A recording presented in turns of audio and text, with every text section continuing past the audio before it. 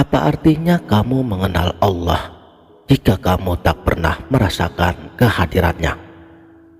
Allah bukanlah sekedar nama yang kamu ucap, tapi kehadirannya yang kamu rasakan. Ada tingkatan ilmu di mana logika berhenti dan hati mulai bertemu. Pertanyaannya, sejauh mana kamu rela berjalan untuk benar-benar mengenal Tuhanmu? Salam Sang Sejati. Puncak perjalanan spiritualitas yang dalam dunia tasawuf dikenal dengan istilah Zatul Haq, menyatu dengan keesaan Allah. Bukan teori, bukan juga mimpi, tetapi sebuah peristiwa nyata yang dialami oleh hamba-hamba pilihannya. Selama ini, sebagian umat Islam mungkin menganggap ajaran tentang makrifat dan juga ilmu hakikat sebagai sesuatu yang sifatnya asing. Bahkan ada juga yang menganggapnya sesat. Tapi, mari kita tinggalkan sejenak prasangkamu itu. Sekarang, mari kita buka hati dan pikiran untuk menyelami lautan hikmah yang justru bersumber dari Al-Quran dan As-Sunnah, serta dari para sahabat, terutama dari teladan ilmu yang agung, Sayyidina Ali bin Abi Thalib. Dalam sebuah syairnya, Sayyidina Ali mengisyaratkan bahwa puncak nikmat bukanlah surga ataupun bidadari, melainkan berhubung dan bermesra dengan Allah. Ini adalah pemahaman terdalam daripada ilmu makrifatullah. Mungkin kamu bertanya, bukankah bertemu dengan Allah hanya terjadi di akhirat kelak?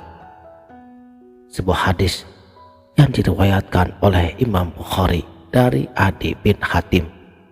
Beliau menjelaskan hal ini dengan gamblang. Baginda Rasulullah Shallallahu Alaihi Wasallam itu pun bersabda, seseorang di antara kamu akan bercakap-cakap dengan Tuhannya tanpa ada penerjemah dan tanpa ada dinding yang menghalanginya. Di dunia ini, di alam rohani, di kedalaman jiwa yang telah dibersihkan, dialog tanpa hijab itu bukanlah fiksi, tapi janji. Tentu saja, ini bukan berarti kita bertemu dengan zat Allah yang maha mutlak, maha suci Allah dari segala bentuk dan rupa. Yang dimaksud adalah bertemu dengan Allah dalam manifestasi hakikat Nur Muhammad, sumber dari segala ciptaan. Inilah yang menjadi rahasia terdalam yang hanya diajarkan kepada mereka yang benar-benar berhak. Sekarang, mari kita perhatikan struktur ajaran yang sering disampaikan oleh para sufi. 4 tingkatan ilmu, yaitu syariat, tarekat, hakikat, dan juga makrifat. Pembagian ini sering disalahpahami sebagai kasta ala Hindu atau Buddha. Padahal ini adalah tingkatan spiritualitas, sebagaimana firman-Nya pada surat Al-Baqarah ayat 269. Allah menganugerahkan al-hikmah, pemahaman yang dalam tentang Al-Quran dan Sunnah, kepada siapapun yang Ia kehendaki. Dan barang siapa yang telah dianugerahi al-hikmah tersebut, maka ia benar-benar telah dianugerahi karunia yang banyak. Jadi, inti dari perjalanan ini adalah al-hikmah, orang-orang yang berakalah yang dapat mengambil pelajaran darinya.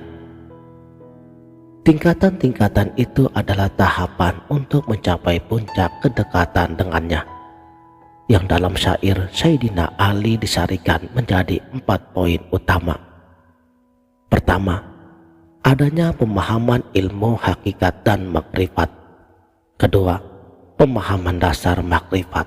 adalah mengenal diri sebenar-benarnya diri. Yang ketiga, inti makrifat adalah bertemu dengan Allah.